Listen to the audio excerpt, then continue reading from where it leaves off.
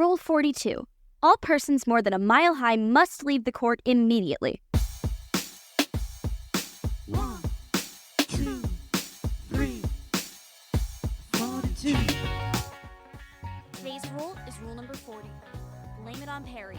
Blame it all on Perry.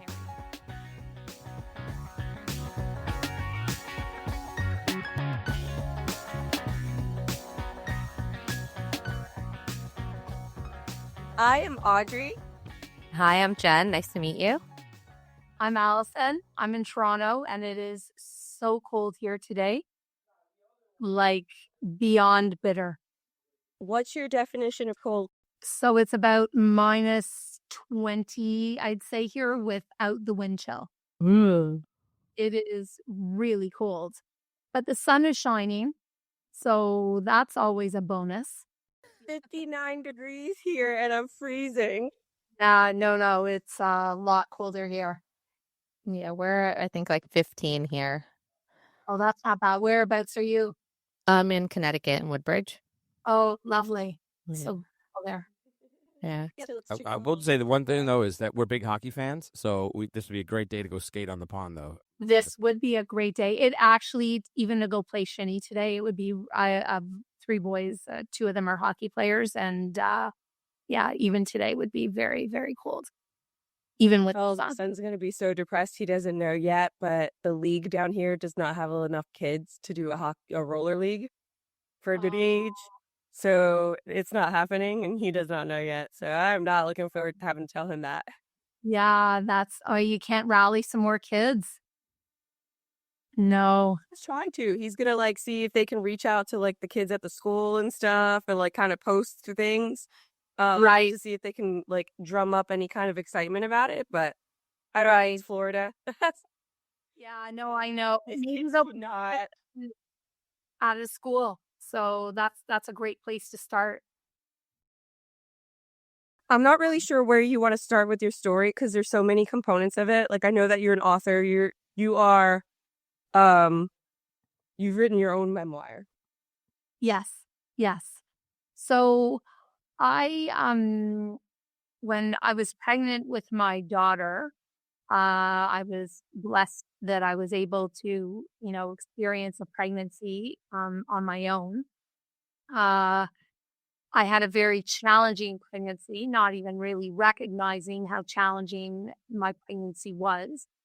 And I went into right congestive heart failure at about 32 weeks. Oh, wow. And she was born prematurely and very small at birth. And I had a challenging pregnancy, and I speak to this all in the memoir, The Miles We Run, that I just published. And it turned out that I was diagnosed about a month later with a very rare genetic condition called hereditary hemorrhagic telangiectasia, which is a mouthful. We call it HHT. And it's essentially a vascular disease, and it is genetic. It's passed down through your genes, and it can manifest differently in anybody who has the condition. So for me, and the reason I went into right congestive heart failure is because too much blood was being pumped through my liver into my heart when I was pregnant. So a normal woman, when she becomes pregnant, her blood flow doubles to be able to help, a fetus grow. My volume was already doubled because of HHT, and I didn't know I had HHT. But when I became pregnant, my blood flow quadrupled. And that was the reasoning for the challenging pregnancy I had. Fortunately, I was diagnosed properly. It took about a month to find the right doctor here in Toronto. But with that diagnosis also came the devastation of being told that I could not carry any more babies because I would likely end my life for myself, having to go through another pregnancy. And So that led us down a path where we considered adoption and we considered surrogacy. And I journaled our entire experience. I never imagined that it would be as challenging as it was. But back then, unlike now, surrogacy was shrouded in silence. Not a lot of information. Technology was very different. So, we had the internet, but nothing like it is now. So to get information, it's hard to go back 25 years and think, now you just can recall anything you want. You want to know something, you look on Google, you speak to Siri. It wasn't like that then. So much of, what I had to investigate and educate myself on took time. Speaking to people and finding out how to even proceed with somebody to carry my baby, my genetic and my husband's genetic baby, to term. And that led us into surrogacy. So I journaled our entire experience. And when we were done, our twins, Rowan and Caleb, our third and fourth child were born. I had a story. I was in the throes of raising 4 children under 6. It wasn't the time to write a book. So I put those journals away, knowing that one day I would look back on them and maybe consider writing a memoir of our experience. And that's exactly what I did. So, about 5 years ago, I took out those journals and I started rereading them. And my hope was that I could write something that would help those going through potentially any type of fertility journey. But it actually has turned out to be a memoir that, whether you're struggling with infertility, and we can also discuss running a marathon and how I weave the metaphor, literal and metaphorical, running into the story. Many people won't go through a fertility journey. Most people won't run a marathon. Yet my hope is, and the feedback I've gotten from, many readers who've already read the book, has been that they're able to see their own strength through their story, even though they're reading my narrative. And it's a story about hope, and it's really for anybody looking to, find their own resilience within, because we all have it. We've all run marathons, maybe not literal, but in the metaphorical sense. It's all a part of our journeys. So did you use more than one surrogate for your children that you have now, or was it the same person? Or It was the same person, but we went through numerous surrogates before we found her. So it was we tried in Canada for 2 years, and then we decided we weren't successful here. We did have one pregnancy that miscarried, a twin pregnancy that miscarried early on here, and then we're not successful in conceiving, so we moved into the United States. And we worked with another couple carriers in the U.S. before we found the woman who carried our 3 sons. oh wow, That's amazing. that That's is such a amazing. journey. It's so interesting though, because you think of the other dynamics when people take these paths. I have a friend that they had a genetic disorder that if you have a child, there's 50% chance that your child ends up with it, or your twin bowel could end up completely fine. And they chose to go through surrogates after having one child and the child being born with the genetic disorder. And because she didn't want to transfer her genetics over, it is the husband, but the surrogate. So genetically, it's not Her daughter. Did they use a donor egg or the someone else. surrogate egg? They used the surrogate's egg. Oh, so that was a traditional surrogacy then. So there's two types of surrogacy. You have traditional surrogacy, which is very uncommon, where the surrogate is the genetic mother of the child. And then you have either a sperm donor or the intended parent's sperm. Gestational surrogacy is when there is no genetic connection to the surrogate. So you either use an egg donor or sperm donor or the egg and sperm of the intended parents. And that is a much more commonly used agreement. Very few traditional surrogacy agreements are formed today that I'm aware of. It definitely happens, but it's not the common. They're older now. They're much older now, but the space that they are in, one of the children just doesn't feel like she belongs. Wow. Looks completely different from the rest of the family. And she's having a very hard time with her identity now. So it's interesting to see the dynamics of how this affects everyone, not just the parents who are making a decision to like, I still want to be a parent, but I don't want to do it in a way where I would have to take care of a child with these special needs. Not that I don't love my child that has the special needs, but it's just being a parent's hard enough to then later on in life have to face different components that maybe you weren't expecting. I mean, parenthood again is hard in and of itself. So when you throw anything else into it that makes it different, we don't know how they're going to respond or how they will handle it later on growing up. So it's just it's interesting to know that like there's just so many different journeys, so many different paths that people take, and it just ends differently. So it's amazing for people that don't know the process, that haven't done it as well. Because one, you always kind of want to know about the things that you don't have a real connection to, because it makes you more human, I guess. Knowing everybody else's journeys and everybody else's struggles. But it also gives you an opportunity. I'm sure you did so much research.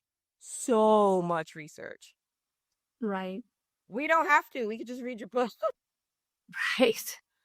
Like you said, everybody's journey is unique, and doesn't matter whether it's infertility or life in general. Nobody has like a flat road. Everybody has bumps. For me, this was a significant hurdle.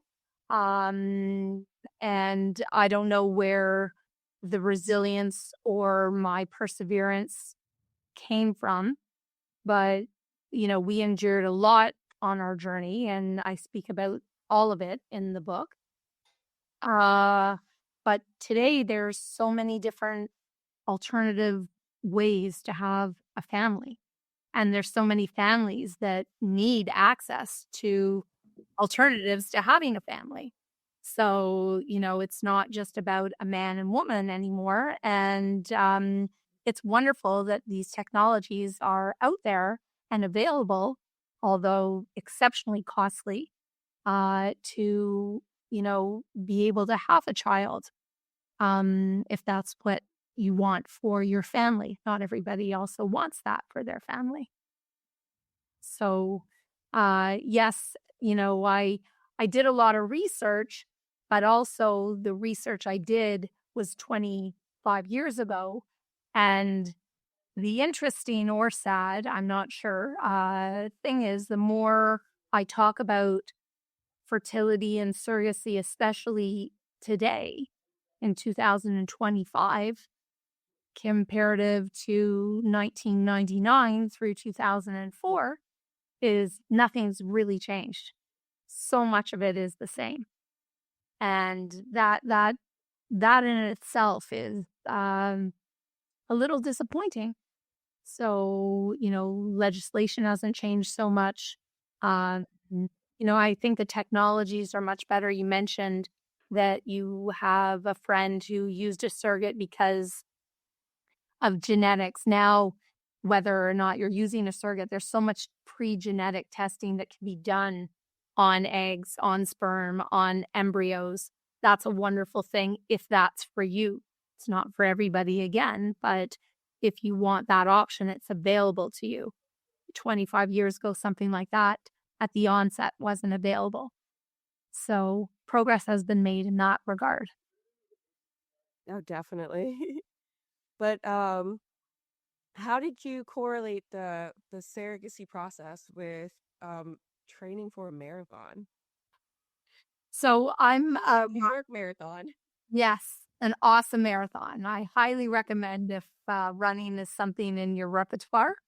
It's just I'm a runner and an athlete, and I have I've always I've run for as long as I can remember, and when I was coming up on 50, I decided that I wanted to run a marathon to mark a significant milestone in my life, because I couldn't believe that I was turning 50, and I also felt I needed to mark that with something significant for myself. And that essentially was running a marathon for me. So when I had already started revisiting the journals, knowing that I was developing a story. And as I started to train, and even as I was, before I fully committed to the marathon, as I was running, I started to recognize the same qualities, the same shared qualities that I pulled upon during surrogacy, our surrogacy journey: resilience and perseverance and patience and discipline, and how similar those qualities were that I needed to use in my training regime for the marathon ultimately, but for running in general. And I thought it was such a great analogy to incorporate into the story of how I built my family. And just looking at, as I indicated earlier, we all run marathons, and just the different mile markers we hit in our lives, and our start lines, whether they're the same or they're different because of the privilege we come from or we don't come from, and the finish lines and what those mean. And it weaves so naturally for me to fit into the story. And you don't have to be a runner to understand the reference. It's settled so beautifully within the context of the story. And that's why I decided to, every chapter is a mile instead of a chapter. Mile 1, mile 2, mile 26.2, as a marathon's 26.2 miles. And for me, like the New York Marathon, if I was going to run any marathon, that was definitely going to be it. It's iconic. It's unlike any experience of any race I've ever done. The crowds and the people of New York and the different boroughs and the bridges. I love New York on a good day. Running through it was just so fucking hard. Oh, I don't know if I can swear on your podcast. Right. It was so hard, but so awesome. It was like, a marathon is no small feat. I think less than 1% of the population actually completes a marathon in their lifetime. But it was really, really hard, but really, really unbelievable. And I was so proud of myself. That's amazing. I love to run, and I know you get into the zone and you get a second wind and all of that, but just the idea of running through all of the 5 boroughs, it's exhausting. I've watched them. Yeah. You get that, because it really does take so much discipline and so much time, and it's not something you could just wake up one day and go, you know what? I'm running a marathon tomorrow. It is not. It was a 9-month train. Ironically, 9 months to have a baby. 9 months to train for the marathon. So, especially with the genetic condition I have with HHT, I have to manage my cardio output, which I do beautifully now. But, I had to really ease into the distance not to keep my heart rate down. It was a really hot day, though, that November 6th, 2022 in New York. It was so humid for a November, so uncharacteristic. And, everybody felt it through the run. Like it was a really hard marathon. It wasn't, the weather did not help. But my start time was like at 11. So I was like running midday. Oh, wow. Yeah. What was your time? 4 hours, 54 minutes, 6 seconds, which you could have for sure shaved 45 minutes off that had it not been as humid as it was. Just wasn't anticipating the heat like that. And you kind of had to change your whole game plan as you run, because as you got later into the later miles, you just couldn't sustain I couldn't sustain what was my normal pace. So I had to give in a little bit and pivot and recognize that it was okay to slow down and to hydrate more. And but it didn't matter. I tell myself that all the time. No, you did it. That's what's the most important. You did it, and that's awesome. Thank you. My neighbor, we're having this nice conversation and she's talking about I should come to the gym with her. And I'm like, cool, when do you go? She's like, oh, at 4 o'clock in the morning. God. That's early. It's hard to push yourself that early. It's the time I fall asleep. I've been trying to push. There's a 5 o'clock hot yoga class that I've been wanting to take, but I'm like, just 5 o'clock and just to get up. Once you're up and like going, it's okay. But that initial just like get out of the warm bed and you're just like, and then it's so cold outside here too that you're just like, oh no. But you just can't, the trick is when the alarm goes off, you do not allow yourself to think. You literally get up. If you start thinking, I'm going to hit the snooze, or you know what, 5 more minutes, you will not get up. You have to actually almost count down from 5 to 1 and then get out of bed. And as soon as you're up and start getting ready for the class or to get outside, whatever you're doing, you will find that you actually get to where you're about to go. And then if you think about any workout you've ever done, have you ever said, God, I wish I didn't do that? You're like, I'm so happy I just finished that because I feel so much better. Well, I'm just very impressed, Alison, because I used to, when I was in the peak of my shape, I would run Central Park, and it was like 6.2 miles. And by the time I got to the 5 mile marker going up, I'm like, fuck this, I'm done. So anybody who can run a marathon, I'm super impressed with, especially at 50, especially with the HHT. That's pretty awesome. So, you should be proud of yourself for that, for sure. That's really incredible. Yeah. Thank you. Yeah, Central Park, that's a great run. And it's not bad for a Canadian, so good job. Yeah. The fact that you went through this surrogacy and a difficult pregnancy and this condition in the marathon, the fact that you're a Leafs fan is probably the hardest thing in your life, though, because that's just torture day in and day out. So God bless you for that. I'm a hopeful Leafs fan. I'm not diehard by any means, but I try to have faith that they could bring it home again. I think it's been since like 1967. 67. So before you were born. Was yeah. You won. Oh, that's shameful. Shameful. Alison, I relate. I'm a Jets fan. So. Right. Football Jets. Yeah, Jets. Yeah. Okay. Yep. Steelers fan. So he was very upset. Was it last 2 weeks ago? Yeah, but they win from time to time. The Jets won. Steelers have a great season. But the Jets haven't won in Audrey or my lifetime or any of our lifetimes here. The Leafs haven't ran in your lifetime. Go, long-suffering sports fans. Yeah. I don't know if I should be hopeful this season or not. So so where did you come to the decision? Like, how did you guys determine, okay, we have 4 now, we're done?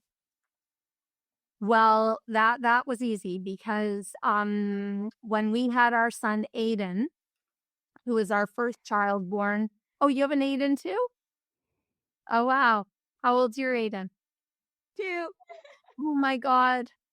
So my Aiden is 21. And yeah, I can't believe it. Anyway, when Goes Aiden by so fast. so fast, literally time, just as an aside, once you have children, it just it moves so exponentially, like quickly. Does. Just I can't tell you how many times I'd like to put on the brakes because I couldn't get where I am and the stage of life I'm in now. I know the stage is crazy. I'm in that stage with a lot of my kids now too, and it's just it's so weird. Yeah. It's hard. Like I love having my kids home and no one's home right now. And luckily I love my husband and we're good friends, but it's so and our house was just a hub. So in and out, in and out, and it's so quiet now. But to answer your question about why we stopped at 4, firstly, 4 was like plenty. We went for 3 and had 3 and 4. We had 4 frozen embryos left. I knew I wasn't going to take any more fertility meds because they weren't good for me in the first place. And I speak about this in the book. I knew that I felt that I had to see what happened with those 4 embryos. And not that we were going to implant all 4, but what would be. And the same carrier that carried Aiden wanted to do another cycle with us. And so from an emotional and a mental standpoint, my husband and I agreed that we'd try. And if it worked, wonderful. And if it didn't, we had a beautiful family of 4 and that was going to be okay. Because remember, I had the choice taken away from me whether I couldn't carry a baby. So, it was hard. And we had been pregnant with twins twice prior. And so when we found out we were having twins, I, was hoping that third time was the charm, and it brought us Rowan and Caleb, and we were blessed times 4. And Love their names. thank you. You mentioned the carrier, and it was the same woman. Is this woman you have a relationship with her? Do the kids? Do they even want to, or was it just or basically? It wasn't transactional. I think that would be diminishing our relationship. She is a wonderful woman. We became, friends as a result of circumstance. She had 2 kids of her own. You would only work with a carrier who has had children and understands how the body changes and to avoid emotional attachment, things like that, as best you can avoid emotional attachment. But we keep in touch over the years. My kids, know her, like, since my boys were as they could understand, that mothers, or well, now fathers too, but people had babies, how they came to be. It wasn't anything that we kept from them. We are very honest and open about how they were born from my heart and not my body. And she was. And, whether they meet one day again, I don't know. But she's a wonderful woman. And, without her, I am forever grateful. I wouldn't have, 3 of the 4 most important parts of my life. I love that. Do you look at them and do they all look alike? They do. My daughter's my twin, literally. And the 3 boys my youngest, Caleb, who was born last, he looks a lot like my husband. And Rowan and Aiden they're like a mix. Aiden, I think, looks more like my father, and Rowan is like a mixed bag of all of us kind of together. But yes, they all look like siblings, that's for sure. So isn't it crazy how that works out? Like, you could have this image in your head of what you think is going to do. You're going to create this child that looks like X, Y, and Z, and then they're born, and you're like, wait. Right. Where did you come from? Audrey has a twin daughter, and then she has 5 other ones who don't look like her. So I have a redhead. I have a blonde. I have 5 dads. I have 6. You have 6 kids? Wow. Wow.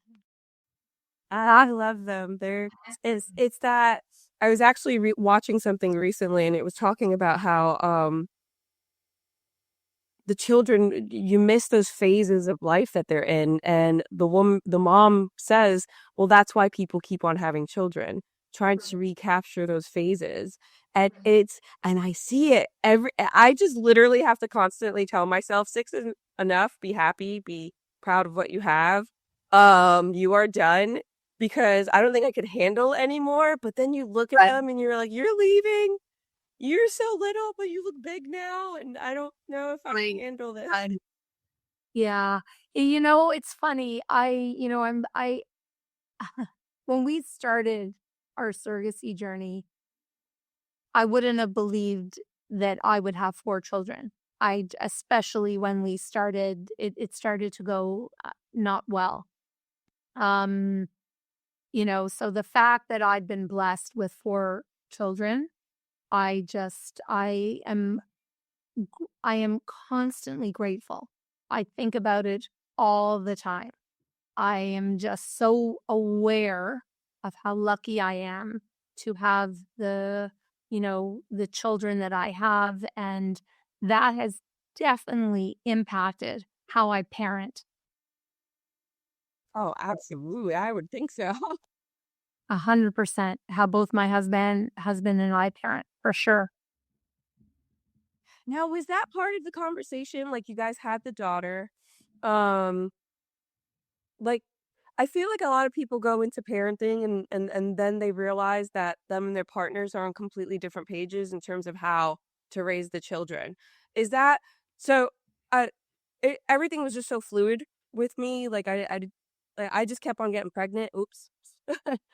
So I never had an opportunity to sit down and be like, you know what? If we were to have a kid, how do we face this? Like, how do we raise them, and are we on the same page? Was that a discussion you had beforehand, or once you had children, it was just kind of like you guys won it? Let's It's interesting. Our path was so different. So my whole life, there's 10 years. I have a brother who's 2 years younger than me, Adam, and a sister who's 10 years younger than me, Erin. And my parents just decided, at that time, I think my mom was 35, to have another baby. It wasn't like Erin was an accident or it was a different relationship or anything like that. But back then, most women weren't having children at 35. That was considered like, my sister's 43 now. So it was not taboo, but just not common at all. Yeah. So when Aaron was born, I knew I wanted a baby. Like I was the sister and the mom, but not the mom in that got her in trouble. The fun mom, and because I was 10, and I totally helped raise her until that shift of relationship where then I was only the sister and not the mom. And when I had our daughter Hannah, my sister was only 19. She was in undergrad in school. So there was, now we're at totally different stages with our kids, but we both have families, and I speak to my sister 500 times a day. We're so close, and I'm also very close with my brother. So when we had our daughter Hannah, I knew I wanted siblings for her, because my brother and sister were such a huge part of my life. I couldn't imagine her not having that experience as well. Because your siblings are like the only people in your life that you're with for life. Like, I've been with Adam, my brother, his whole life. I've been with my sister her whole life. It's you meet your partner down the road, you have your children, you've already lived a life, prior to them. So your siblings are really with you for the most part for your life. And my siblings played a huge role and still do. we did the New York Marathon together. We trained together. We ran it together. All three of you? Yeah, we run every Saturday morning together. So our dad, Awesome. yeah, he's 85 and still runs a few times a week. Yeah, great athlete. He's run A marathon though, right? my dad's run lots of marathons. Not anymore. Not anymore. You guys literally had it all together. Genetically big. Now, Our love of running. jump back to genetics for a moment, because this is something that it's a genetic issue that you had that caused your inability to carry anymore. Right. Did your siblings have to deal with any of that? The offspring, have any of them been tested? Yeah, so that's a really good question. My brother and sister don't have the gene. I do. And as I indicated before, it manifests itself differently in everyone. HHT isn't something that would deter me from having children, just based on the fact that it and the knowledge I have now, I didn't have back then, but I still today, knowing what I do now, wouldn't have changed my decision. So, my mom has it, we believe it comes from my mom's genealogy. She has a couple broken blood vessels on her lip. That's how HHT presented in her. For me, unfortunately, I have it in my liver. I have it in my lungs. I am prone to sometimes getting nosebleed. So, and two of my kids have been tested for, there's 2 gene mutations. 2 of my kids have one of the gene mutations. So neither one of them will have, thank God, the disease like I have. But they still have one of the markers for it. So they could pass it. They could pass that marker, not That the same one I have, because I have 2 genetic mutations that cause my disease, and they only have one. So Well, that's good. it is. It's great. I'm sad that they have that, but that definitely, I guess was a gamble, but it wouldn't have prevented me from having kids. Like, I live a perfectly normal life. It's 2 of the 4. 2 of the 4. Yes. Yeah, it's again, so interesting how much we've developed over the years in terms of like being, because I think now they even have ways that they can change. Yeah. So that's something that, is being currently studied with different CRISPR technologies and looking at how you modify actual genes. Yes. So you can take out the disease and put back in a healthy chromosome. So, But it takes, unfortunately, situations like yours in order for people to realize that it's even something that needs work done on.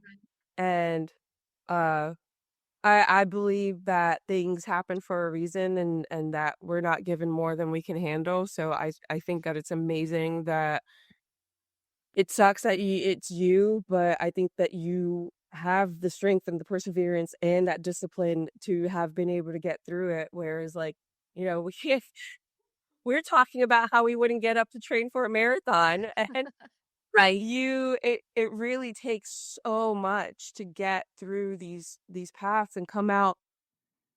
You just have this light about you, this pleasure, but like, you made a decision to be a parent, and that's what you did, regardless of how it that you had to get there. You did it, and now here you are. But do you find like you've lost yourself in just that phase of what now? Like, I was a parent. That's what I've been. I struggled so hard to get here. Now my kids are gone. It's quiet. You're at home with your husband. Like, what's now? What's the next part? Well, the next part is the miles we run. And for me, it's been, it's been such a fabulous launch and release. And I'm just so excited to see where it goes. And I get to meet with people like you that, thank God for modern technology allows me to have a conversation with you all and talk about, a memoir that I hope gives others the chance to reflect on their own inner strength. And, this is new to me. This is the first book I've written. So I'm loving having these discussions. I'm loving getting emails from people I don't know and texts from people I haven't spoken to in years, letting me know how much they loved the book and how much it resonated with them. And it's interesting. My kids are still coming and going, but I'd never defined myself as their mother. It's part of who I am, but that is not all of who I am. So them not being here with me all the time doesn't take away from me and what I want to achieve. So right now my focus is on the miles we run and how I can help, whether it's the fertility community or if it's advocating on behalf of HHT, or I'm not sure where this path is going to lead, but I know that I'm excited to see what's next and to keep, learning about myself, I guess. As I think we always are going to be mothers. I don't think that's ever going away, and I would never want it to go away.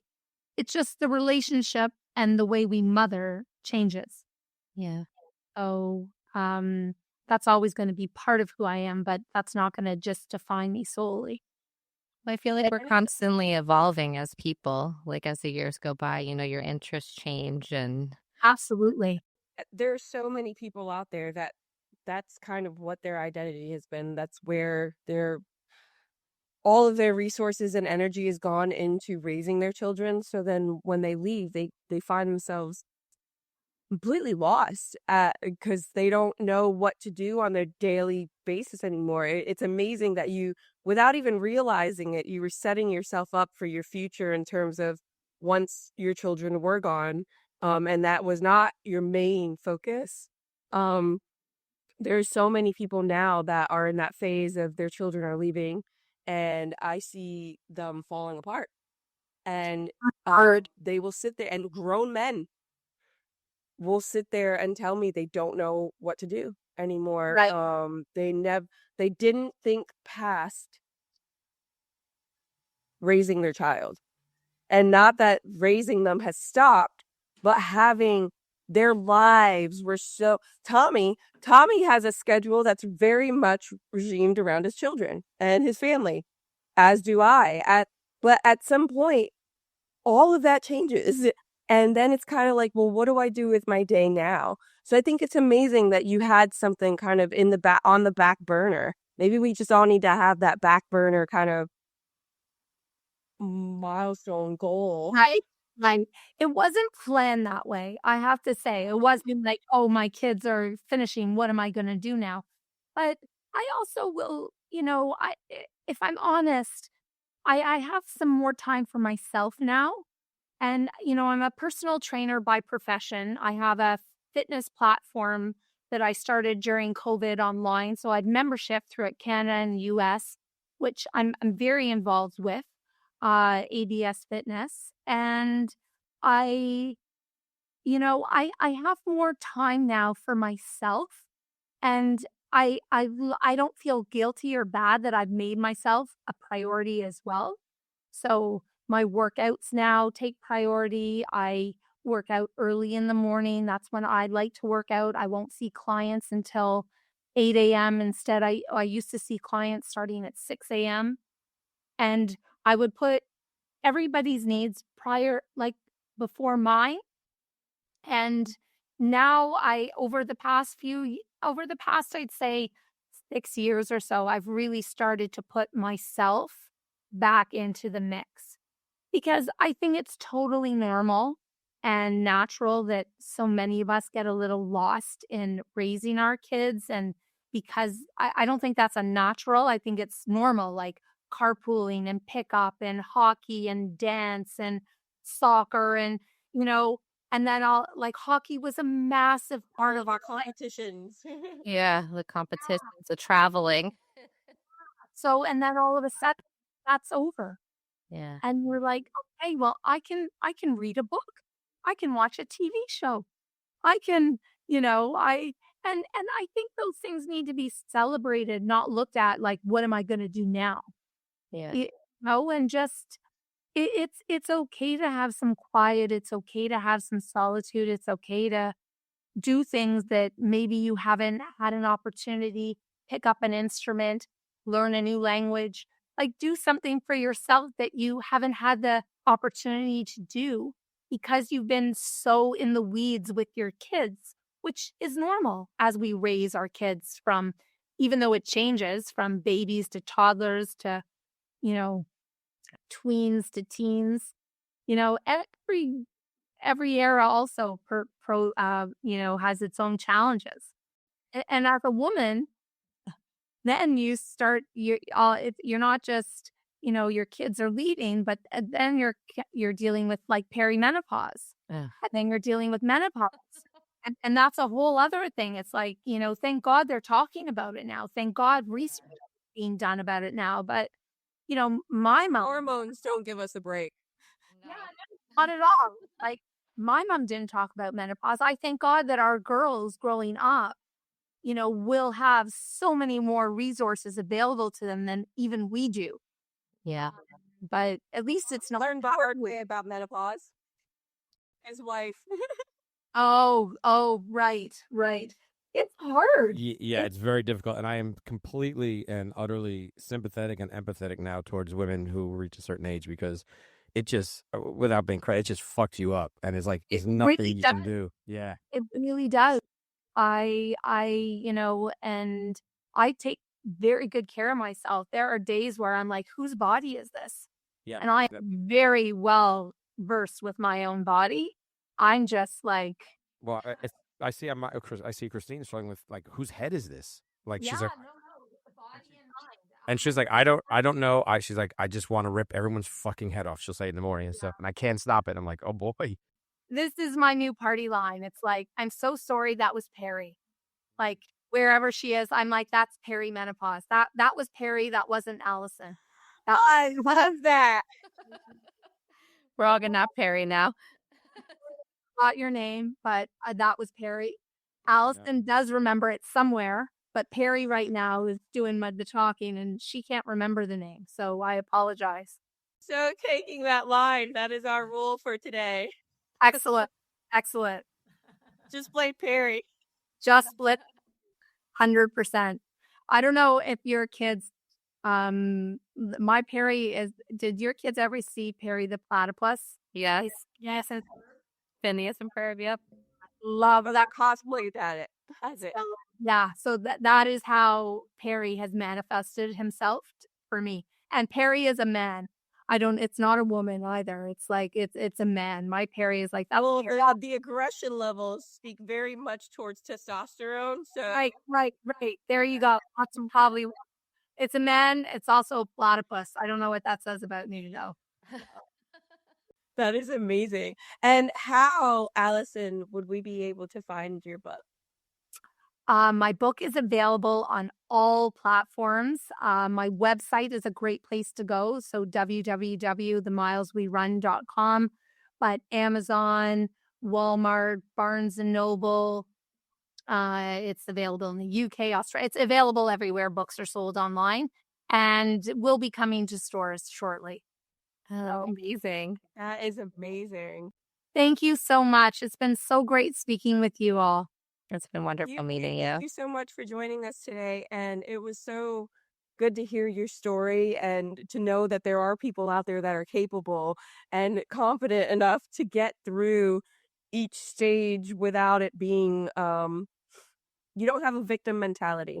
And I feel like a lot of people go through that now. They set themselves up as victims as an excuse for not being able It's funny. and I talk about that in my book. I talk about why me.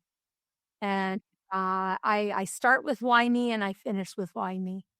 But I finish with how a why me has been completely transformed to a blessing, not something that's, disparaging. But why me? I've been blessed with 4 children. That's And amazing. that's what comes off of you. Right? That is what you radiate. You radiate this like, yeah, this happened to me, but look at what I got from it. And I love that. And it's such a testament to your strength and the strength that we can have. Thank you. So guys, you so much for joining us. 1, 2, 3, 42. If I have another kid, I'm naming it Caleb. Yeah, that's a great name. I love that name. That one and Rowan. And Aiden, Caleb Rowan. she went very. But listen, don't have any more. You just said you weren't gonna have any more kids. 30 minutes ago. You were done. But I love that name. I'm getting a dog. I'm naming it Caleb. Wait. Don't bring a human into the world. Just Yeah, no more humans. You're done. Wait. What's Weird. another cool animal that's easy to get rid of? Oh, There bird. you go. Cat. No, your cat lives in front of your screen. Yeah. I get a fish. There you go. Fish. And you cat. guys have a cat. that ran- Japanese, one of those Japanese fighting fish. There you go. Done. Oh wait, Audrey, didn't you have I'm a gonna cat? get a bunch of those and put them everywhere. Didn't you have a cat that ran away for 3 weeks and was hiding in a car? Ran away. You mean That's got her lost cat for with no 3 tail. weeks? Her. Yes, that'd be my no-tail cat now. So don't get a cat. Just don't, or You're gonna get fish. get the fish. Or Really Yeah. even. I'm with Jen. Get the fish. You made enough humans. Your shop is closed. Yeah, no mas. I like this fish idea. This might work. Yeah, I'm like, just get a tank, and every time you want a kid, just throw a new fish in there. There you go. Here you go, Caleb. Jump in. Wait. Rowan, Caleb, knock it off. Go to your corner. And then you don't have to worry. You had a name. Yeah. Or you could just change your boys' names. But you know what, Joe? We got a new name for you now that you're 7. Aiden, you're now Caleb. There you go. Aiden's Irish enough. That's a good one. Yeah, Aiden, I love that name. He's so stinking cute too. I like that Oh, name. oh my God. That was you got- one of Dylan's possibilities when we were naming him. He was Yeah. almost an Dylan. Aiden. That's But a Dylan- good name too. But Dylan wasn't meatball parmesan though. There's only one of those, and that's your Aiden. I think he's gonna be one of those guys that don't let the quarterback get hit. Oh, a lineman? He's little. He's gonna be a little block of I know he is little. granite. He's strong and a bull though. Aiden breaks all the podcast equipment all the time. He just breaks it. Trying to nicely get it away from him, and he's just like, "Oh!" That's just a boy. Boys are crazy. That one's particularly strong though. So you built a tough one in that one. I did build a tough one in that one. Yep. But it was great. I can't imagine the want to be a mom or a dad and not be able to do it. So it's got to do. I know so many people. Yeah. Yeah, I've had So really many- good friends who went through so many miscarriages to finally, after like 16, no, it was more, it was like 17 years, they were just like, we're done. And then all of a sudden, they got blessed with 2 awesome babies. Yeah. That's awesome. And the surrogates who do that are pretty incredible people too. Now, I'm That's sure, really- they're compensated because, I mean, you're putting. Oh, they risk. definitely are, but that's got to be hard. I was yes. contemplating doing it for a couple of friends because I felt bad that they couldn't, but I get too attached to my kids. I don't think I'd be like, sorry, mine, sorry, can't give it. Sorry. I think That then. would totally be me. I'd be like, but I know it's not mine, but I love it. Well, the one important point she mentioned was that they only use mothers who have been women who have been mothers before. So they. Well, that makes sense because they've already been through it, so they kind of. The body. I wonder how that would, because look, we've both been mothers and we're both saying the same thing. Like, it doesn't matter if you told me genetically it's not yours. My body carried that. Then I felt a heartbeat. Yeah, and you get attached to it in your belly. You like feel it moving around. You're like, are you? Standing on your ribs, right? That was when Christina always complained about. Oh my Maybe just God. standing on No, your the ribs. thing I hated is sometimes when like the foot or the elbow would like stick out in a weird spot and then you'd have like a weird, and I'd be like, oh my God, go back. I remember I used to grab a pillow because I'd be too scared to touch it. And I'd try to push it back with the pillow and be like, please go back to like round. I can't have like a weird. A horn coming out of And it. I was the one that would try to run away from it. Like, you could run away from your belly. I'm like, it's like an alien's in there. Yeah, I'm like, oh, please go back in. Go back in. Wow, the stuff you guys go through, man. Incredible. Yeah. Dude, you'll suddenly see like a hand. And you're like, no, go back. Go back. That's so strange. You look better when you're just round. Just You like one. I mean, the whole thing is incredible and awesome and freaky and trippy and crazy when you think about it. You know, and you guys have done it so many times. It's really No, my. it's the most I have a important cousin thing. that said when she was in labor, the doctor looks and she's like, well, that's not gonna work. The baby's hand was out. What? So what the hell do you do? They ended up having to do a C-section and pulling the baby back up. The baby's like, pull me. I'm not. I need out. The baby. She somehow got like her arm through. It was weird. But she was basically waving. For some reason, you can't see, but Audrey was just simulating a baby crawling out, arm and shoulder first. So, nice visual there, Audrey. Nicely done. You're welcome. I try. But oh god, a C-section. I can't imagine that either. That's a whole different process too. Oh, I did 3. Oh, you did. Well, right. Once you do one, you have to do all of them. No, actually, once you do one, they give you the option. Then you could go natural or C-section after one. But when they told me, they were like, oh, yeah, you could try this one natural. I was like, fuck you. I was in labor for 36 hours with Dylan. I was like, I'm not doing that. No, thank you. I went in, and then after my second, I wasn't. Then they were like, no, you need a C-section now. But I was like, I'm totally cool. You go in, they pop it right out, and you're done. I was like, Oh, you're all natural and all 6? Wow. They pop it right out in it. hell yeah. You go in nice and early in the morning, and it's like, poop, there you go, baby. Dude, screw that. I have enough of a hard time like paying attention to them going push and we try not to kill everybody. I cannot imagine laying there as this thing is in front of me and I just gotta sit there. No. And you're numb too, right? So do you even? Yeah, you don't feel, but you feel like, they're like, you feel pressure. Yeah, it's a little more than pressure that you feel. It feels like you're being turned inside out. Oof. Like, it was the weirdest feeling. All of a sudden, I felt like, and like all my insides were, I was just like, it was the weirdest every single time. Because they take your insides out. They to take the your side, insides right? out, but then like you feel like pushing or something, and then all of a sudden it's just like, and I don't know. I felt like I was being turned inside out. Like, it was the weirdest feeling. But it goes back in. Yeah, they get stuff. Well, obviously, I'm working. I think they've things back the wrong way. I mean, maybe, who knows? Maybe my maybe my intestines are a little higher up now. I don't know. They look like they sit more comfortably over here. Let's push. Maybe it'll make my stomach flatter if you move it over there. I'd be okay with that. I was shocked when Julie was born, how they handled the baby. And the doctor just grabbed her by like the ankle. And I'm like, Oh. lady, put my baby down. Like she put her on Christine. And I'm like, what are you doing? And she's like, I'm a doctor for 40 years. Like, I know what I'm doing. I'm like, it's like a little turkey. I just took a turkey out of the oven. God. So weird. They're so aggressive with them. You're like, how are you not hurting them? What are you Yes. doing? Well, I mean, they've been all like this. So, I mean, maybe being stretched out would help. Because I mean, imagine being like, for like 9 months. It might feel good for someone to grab your foot and just like dangle you for a second. But she was, I guess she was like, dude. That's fine. She's like, dude, I've done this 1,000 times. You're here for the first time in your life, so shut up. And I'm like, all right, fine. But I was like, Is one leg longer than the other now? yeah, I got to check. We need to check Julie's legs now. Thank you. Well, you know, the people like in the old days when they couldn't get babies out, they would use those forceps. And then the people had indents on their head, you know, when they yanked the baby. Raytheon has, from the fetal monitor thing, he has a scar on the top of his head where hair doesn't grow. It's like a little square on the top of his head Really? from that. Yeah. You can't tell with him, though. He's got like a mop on his head. Yeah. But if it moves and it's wet, you see his little square. I'm like, That's so mean.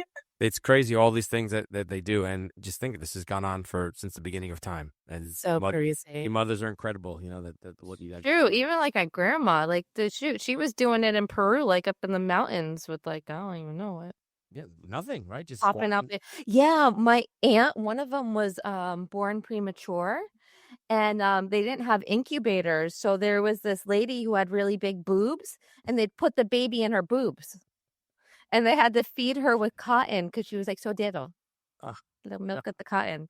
But like, hi. So the baby just resided in the And the lady boob. lady's boobs? Yeah. Like, I mean, my aunt's like in her 90s now. So, I mean, the boobs work. So the incubator's only necessity is to keep them warm. Yeah. Why did I think it did other things? No, well, sometimes they do like the light when they. Well, yeah, some of them need the light. Yeah, but most of it, it's just like keeping the baby warm. Yeah, just a little heater. Yeah. So I guess your boobs work just as good as an incubator, apparently, Yeah. because my aunt's in her 90s. So Especially if they're massive. Yeah, you need giant Peruvian. yes, Oh my God, the stories about Jen's aunts. So like, first off, for some reason, her biddies live forever. Her grandmother was like so old. yeah. Yeah, yes.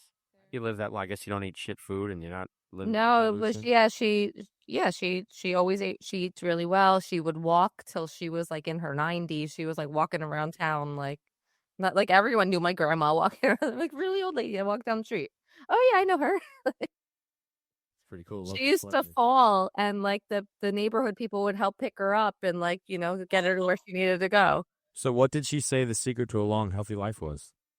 Or did you ever? Everything in moderation. She ate everything in moderation. She did not not eat sweets. She didn't not but she didn't drink or smoke or do any of that stuff. So I mean, but like food wise, she always like everything in moderation. She always had soup before every meal. Interesting. You laugh, but let me tell you, that soup saved my life. Oh, expand. Or When expand. I had COVID, when I was pregnant with Aiden, I could not. I was Yeah, she wasn't eating. and 19 pounds. Well, with the baby.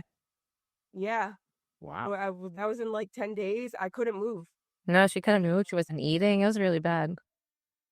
I made my grandma soup and I brought it over. It And was the only thing that I could keep down. No shit. no, that soup. I mean, even my mother-in-law, when she had cancer, I made my grandma soup for her too, and that's the only thing that she was eating. I was like, well, I know what's in it, but What is it, like ayahuasca or something? Like what goes in there? no, it's just like regular soup. But she used like just lots of good I love that you veggies put and stuff. ayahuasca in your shit. Yeah, I'm not drugging people. Come on, Well, let's drug the pregnant lady. Here, let me trip out with the baby. Let's see what. Isn't it like that? He'll come out. Yeah, he'll come out knowing the theory of relativity or something. He'll be like super genius. She was like, it's my godson, so Well, ayahuasca never hurt anyone. he's a little, it'd be a nice little like. Open up pathways. But that's crazy. I didn't know that. I didn't know you were. God, you were like withering away to nothing when you were pregnant. How far I along was were you? less than I was before I got pregnant. Yeah, no, she lost a lot of weight. And then you were in bed for like ever. This is why we having no more babies. No more babies. Getting a fish. Hashtag shop closed. That's it. Sorry. You could always do a surrogate. I want to be a surrogate. I won't get. No, you could do one. You could use a surrogate. Oh, have a surrogate. No, part of it's having the baby. Like food never has tasted as good as it does when you're pregnant. Is that true? Oh, yeah. Oh, Really? So good. yeah. When I was pregnant with Dylan, right before I had stopped eating meat. I was like kind of vegetarian then. Every now and then I would eat chicken, but I was like vegetarian. When I got pregnant with him, my body was like meat. I was eating like Italian combos, which I'd never eaten before. And I know you're not supposed to eat that, but my body like wanted that steak. I was at a restaurant one day with my husband and his brother, which are the two big guys. They both had their hand like this around their plate. Yeah. Because I would order 2 meals and then be like, what you guys eating? Meat monster. You know you can't deny a pregnant woman food, right? Like just say like Jeez. Did they get fat with you too? Did they get this? oh yeah. Yeah. Gus got fat too when I was pregnant with Jax. He got fat too because I was making cakes. Yep. Cookies. It's like you just do that when you're pregnant. You call her on a random Tuesday. Oh Yeah. Yeah. No, but I was eating like whole cakes to my head. Like baking like like when I was pregnant with Kylie, I would bake chocolate cakes and I would eat the whole I would in one sitting like eat the whole chocolate Just cake. go to town. Oh my God. And it was like the best cake in my life. Like you went ham. It's so funny. I had one of the hockey kids at the tournament this weekend comes up to me and he goes, Now these kids are 8. He goes, Coach Tom. He goes, I've been going ham on the Oreos lately. I was like, "What?" Okay, so maybe you should have a banana instead. So you're going ham on these cakes. Oh, I was going ham on everything. Yeah. So, Yeah. It's awesome. It was so bad. but you have to put on the weight. That's important. You know, you gotta keep your body. And if you go to 119, You don't have to put an geez. excessive amount of weight on. The Right. weight gain really isn't that. No, like I think I took it a little bit to the extreme because I You're I really gained like not supposed to be 75 more than pounds with 100 one of my pounds. pregnancies because I was just like, hump. Did you have the gestational diabetes? No. Oh, okay. Dude, I was over 200 pounds with Aubrey. Whoa, really? Well, yeah. Wow. That's You're not a big person. That's a lot of baby weight.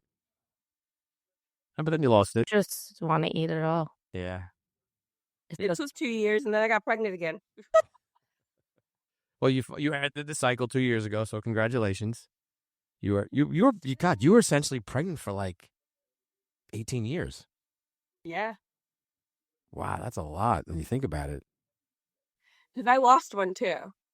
Oh, wow. Okay. So wow. So basically, well, how old is Aubrey now? 18, 17, so 17, eight Simana's years. 18. 19. So yes, you've been pregnant almost 20 years you've been pregnant. it was. Wow.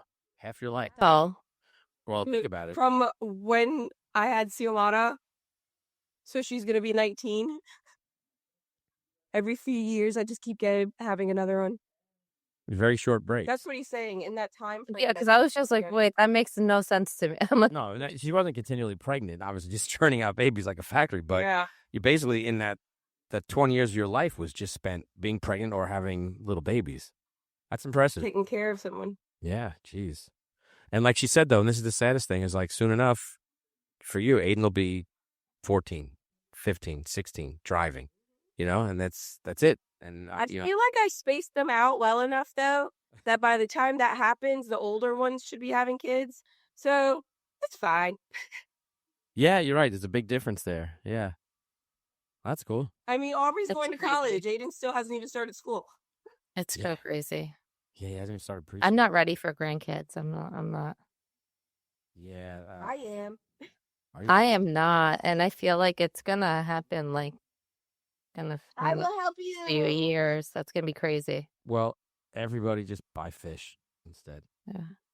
Well, that's why I've been trying to tell my kids. I'm like, do you want to travel, see the world, go do stuff? No kids. You know what, though? Okay, so this is my catch-22 here. Yes. You want to be able to establish yourself. You want to be able to have that income. You want to be able to take care of your family. You want to have your career. You want to have all of these things in place. Right. It takes a long time to do that. 1. 2, when you're younger, you have all of the energy. As you get older, dude, there are literally days when I don't feel like myself. Like, is there something wrong with me? All of a sudden, I'm back to normal again. And it's like, wait, am I sick? Is there what's happening? And it's just not this, dude, I am not the same mom that I was to Xiomara and Aubrey that I am to the other ones. Oh no, yeah, because when you're younger, it's a lot easier. Yeah, But then it also it comes with the other headaches, though, too. It's a lot more easier now that you're older because you do have the home and stuff and the. No, I feel like now I have that mentality of how do you not understand this? And it's like I'm talking to Aiden. and he's not even 3.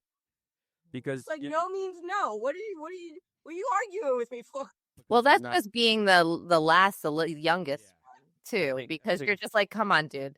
Like the other ones already got it. Why can't you? that like, come on. Yeah, that's been hardened by life. That. Yeah, I feel like that's just having older kids because when they're new, you're like, oh my God, you're so cute. What? You need to do it again? Okay. Yeah, It changes the parenting. Oh, yeah. Well, think Yeah. about it. They say it all the time, and I know what happened with me as the firstborn. I got to do everything, and my parents were involved, and my brother's like, why are there only 3 pictures of me? And I was like, because by the time he came around, they were already done. They had 3 kids, and they were like, let's move on. And he's like, there's a whole book for you. I'm like, yeah, I was the first one. It's the way it goes. Well, yeah, and you're always extra uber careful with the first one, and Right. you feed it better, and you're like, by the time the last one comes, you're like, oh, you're eating a chicken nugget off the floor. All right, It's to be okay. fine. The other ones are here. They're fine. You didn't eat lunch today? It's okay. Have a bag of chips. Like, with the first one, you're like, oh my God, I need to make like the organic and this and that. Because everybody, I think there was an ant on that. Yeah, you're like, oh. everybody thinks their first one is the world's first baby, and it's not. But and by the time it comes around, you're like, oh, okay, we did this. You don't want anybody touching them. Oh my God, for washing your hands. Because God forbid. Yep. And now you're like, oh, Now it's like, you need to come up to me covered in mud. You just came from Africa. You smell like the swamp. I'd be like, oh, yeah, you know what? This would be good for his genes. Here. To make him stronger. can you watch him for 15 minutes? I need a break. Go I just need to go to the bathroom without a child following me in there. ahead, random homeless person. Just hold on to my kid for a minute. He's fine. Do you know how often I'll be out in public and you see something happening with a parent, and all I think is, I just want to help you. I want to help you so bad right now. But if I say something, you're going to be like, who the fuck is this crazy bitch? Yeah. No, but one time I went to the post office, and I think the girls were like 3 and 1, and I was getting them out of their car seats, and this old guy came up to me and he goes, I promise you this. He's like, you need to enjoy these moments. He goes, because they will go in a blink. And that was, God, it was probably 15 years ago, 16 years ago. And he was right. It goes so fast. I tell everyone who has littles, I'm like, it goes by so fast. I miss my littles so much. So hold on to it. We only get so many days. You So do. hang on to them. And make them awesome.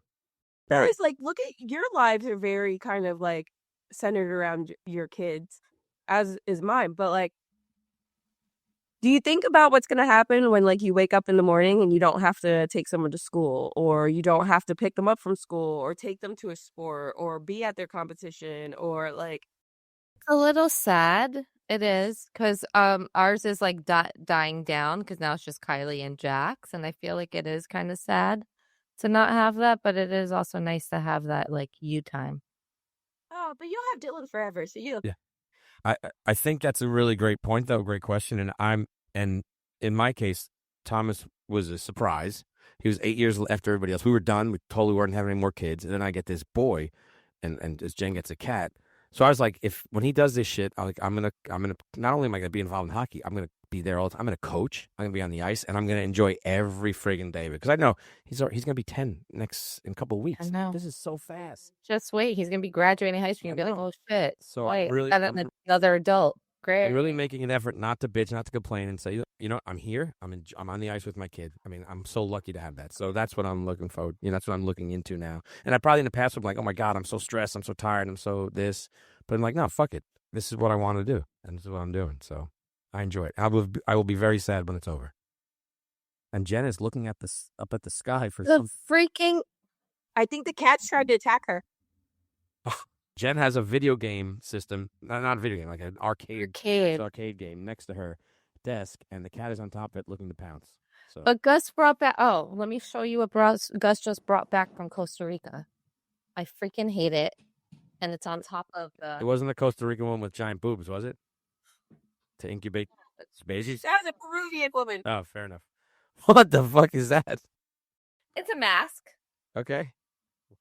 They it's like for this festival or something.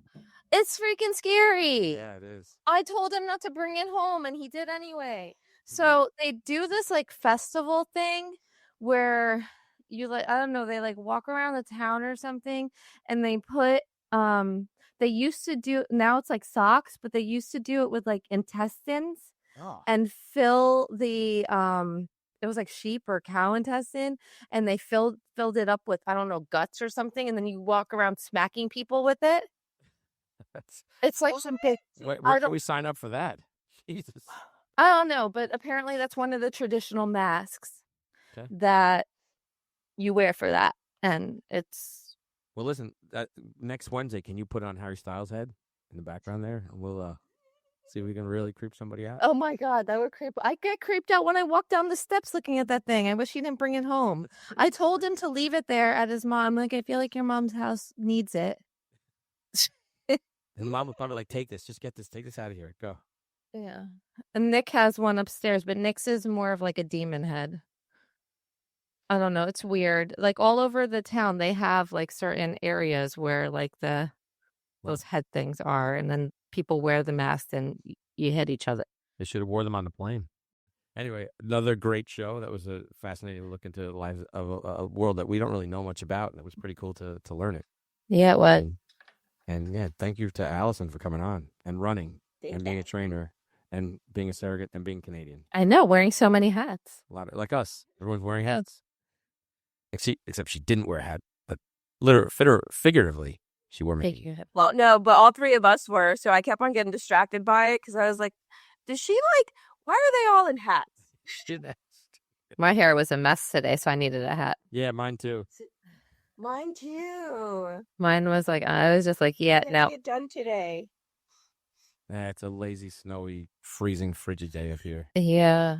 No, it is too cold here. This freaking cat. It was 54 degrees in Miami. They're struggling, so prayers for Miami. It's cold. Oh my. You know that means the iguana. Oh no, it has to be under 30 degrees. Oh, they start falling from the trees. I ran over one. Ooh. Hit and froze underneath my tire. How am I supposed to know? Crunchy? I don't know. I got home and walked by it, started screaming and ran in the house and refused to move until it was gone. Ah, gosh. Oh, yeah. And they shit all over your pool deck too, right? Don't they? All Yeah. over Well, no, that's the peacocks. Oh, freaking peacocks suck. They're so pretty, though. But they shit and... Don't they peck your house? They peck your house. Babies. They peck your house and scream. Yeah. Cars? Yeah. I had a friend that used to have peacocks as pets in their yard in California. Retard. And they had a bunch of them. Great There's something with John Deere or something. Dude, they multiply like crazy. They also have the best animal name when you're 7 years old. You're like, Fuck. Look at the peacock. Okay, that's the boy in you. Yeah, pretty much. Never escapes, right? But that was another awesome show. Nice job, guys. You're like, I keep trying to finish the show and you guys keep talking. No, it's always fine. Nah, because all of a sudden now so once we get done, I'm like, fuck, I go edit mode. Okay, let's start cutting. And I think I have my notes of where to cut and what we're going to add. So Cut. Not that. There you go. Anyway. Alrighty then. Thanks for joining us on Rule 42 and being a part of our awesome little journey here. And what was our rule for today? Oh yeah, blame it on Perry. 1, 2, 3, 42. Rule 42 is hosted by Audrey Cruz and Jen Burke. It is produced and edited by Tom Smith. The opening song is Rule 42 by Eddie Carr. Rule 42's artwork was created by Aubrey Cruz. And I'm your announcer, Molly Smith. Thank you for listening to Rule 42. We hope you enjoyed the show. New episodes premiere every Thursday on all podcast platforms. Please subscribe, share the show, and leave us a 5-star review on Apple.